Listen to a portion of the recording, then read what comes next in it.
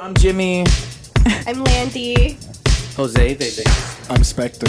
Hi, and we are Melteers.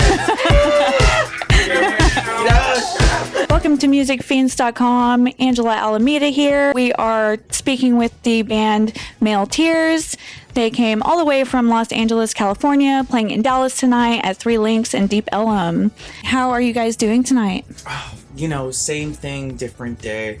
We're so used to it at this point. We're kind of like cartoons in that way, where we're just going to give you the same plot, but maybe different gags every time. I know that you guys are at the end of your headlining tour. If I'm not mistaken, is this the biggest tour that y'all have done so far? For me, I've been Melteers for like 3-4 years at this point, and it's the first time that I actually am on the road this extensively around the US. The first time that we've headlined this many shows, and it's the first time that I tour with this new lineup. It's a first for all of us. Like, this is our first tour, basically, like a real one, not just like your weekend stint to, like, you know, just the West Coast down, and then you go home and hopefully you get back in time for your job on Monday, you know? Right. It's the first time that it's like we're on the road for like a month plus. What has been the most exciting thing so far? Visiting New Orleans, that was the most unique city that we have ever been to, and it was an experience being there. Throughout the whole country, it was just kind of like an eye-opener. Very, like, the hospitality, like, in each day was different, but it was very welcoming. It's been great. Like, the crowds have been amazing. Like, everywhere we go, like, we always have, like, some great crowds. A lot of times, maybe we wake up and we're just like, oh my god, we're tired and stuff like that. But when we're there on stage and we just see, like, the energy that these people bring, and, you know, they do their makeup, and we're like, okay, cool. Like, they're here for us, and that's awesome. I'm the party animal here. I may be quiet, but I'm the party animal when it comes to being. You are the one that stays out the latest. Yeah. I mean, I always need the party, but I guess my most memorable moment was, when I got this thing. I fought an alligator in New Orleans with this guy. What do you mean, what thing? Are you showing like iPad? Oh yeah. I'm not trying to copy Pete Burns or anything. It's just I actually had an incident where I fought an alligator at a bar, and I was just like, oh, because he was. I'm the one that's actually copying Pete Burns, but but yeah, that's been the most exciting thing. New Orleans is awesome. Go to New Orleans, you fight alligators. I know you guys, just started this new lineup towards the end of last year, and it's your first time touring together. How has it been just being on the road together? Like, is everyone getting along? We've managed to sync up our energy levels pretty well. Whenever we're all high energy, it's just constant, like, yapping. All of us at once yapping, but then we have our moments where we're cooled down and nobody's saying a word. It's just quiet. So overall, we get along pretty well, just because, like, we tend to bounce off of each other's energies a lot. It's safe to say that we're family. yeah, we are a little traveling circus family in a way. You know, like, I think people can tell when we're there because, like, they just hear loud, obnoxious sounds, as we come down. We're blowing balloons, we're vaping in everyone's area, and we're just like, yeah, like, it's hard to miss us. How did you guys meet? Like, how did all of this come together? He was working as a waitress in a cocktail bar. No. What really happened is just like they all kind of came across me, like, at some point in different ways. Like him, I met him at like this like warehouse rave thing, and I noticed him because he was like the one guy that had like naturally curly hair, and he had good style. So I went up to him and I saw him holding a joint. So I walked up and I was like, "Hi!" I was like, "I love your style. Let me hit that." And then like I wanted that, and then he was like, "Oh, are you the Melteers guy?" And I was like, "Yeah, I am." And we just traded Instagrams, and I was like, "Okay, cool." And then like later down the road, I was looking at his stories, and I was like, "Wait, this guy plays drums. Like, he plays like real drums, like, acoustic ones." And I was like, if you can do that, you can do that on an electronic kit. And then they were basically supporters. They liked my music, and they came to a couple shows. At one point, I heard him say the word synthesizer, and I was like, what?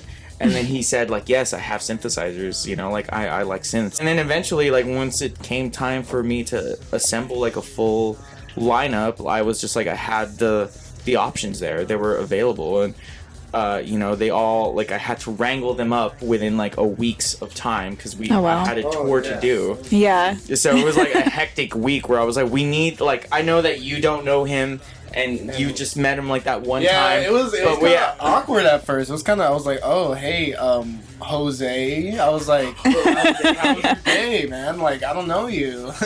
I felt like we were all gonna get along despite how, like, just rapidly we were put together. We all just kind of got along as friends right away, so it was all a very smooth transition despite how hectic everything was around it and the time crunch and everything. Like, we all just blended very well together. I want to talk about your new album, Paradisco, just came out in July this year. Tell me how this new album is different from your last album, and how do you feel like this new lineup has impacted the sound of your new album and your live performances?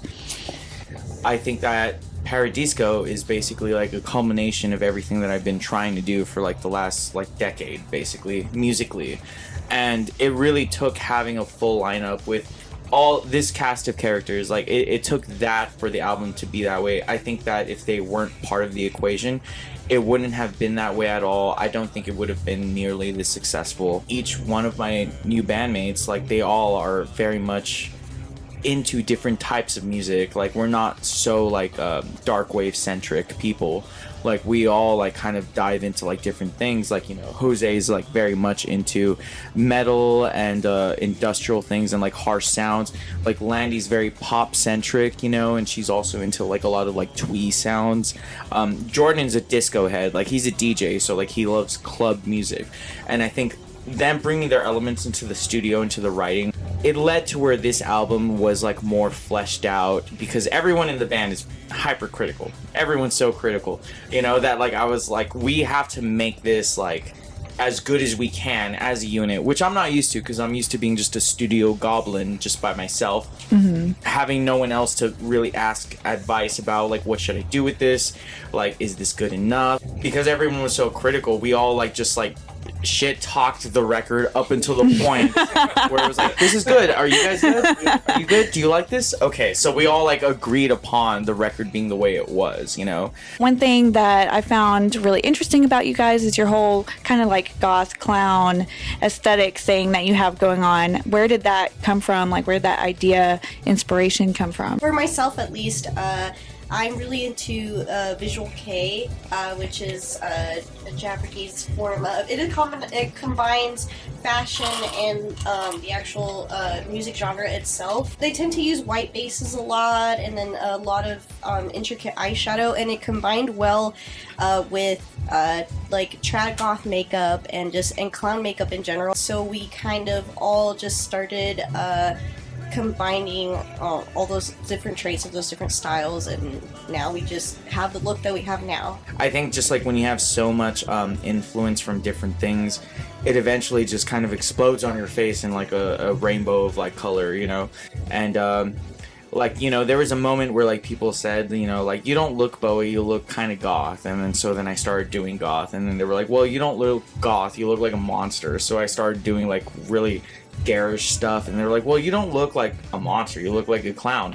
So then at this point we're just like, let's do clown stuff, like let's run with it, like, you know, like just perception of us is just a fun thing to mess with, you know. Noticed that you guys also just released a new single called Go to Sleep with the band Fever, and I think that was a really cool song. But I'm curious, even though you just released a new album, is there new music going to be, like more new music coming out soon?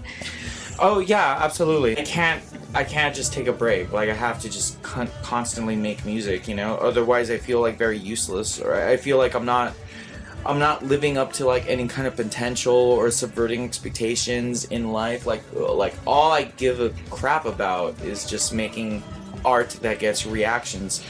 So this is a long way to just say yes. We have a lot of stuff coming up.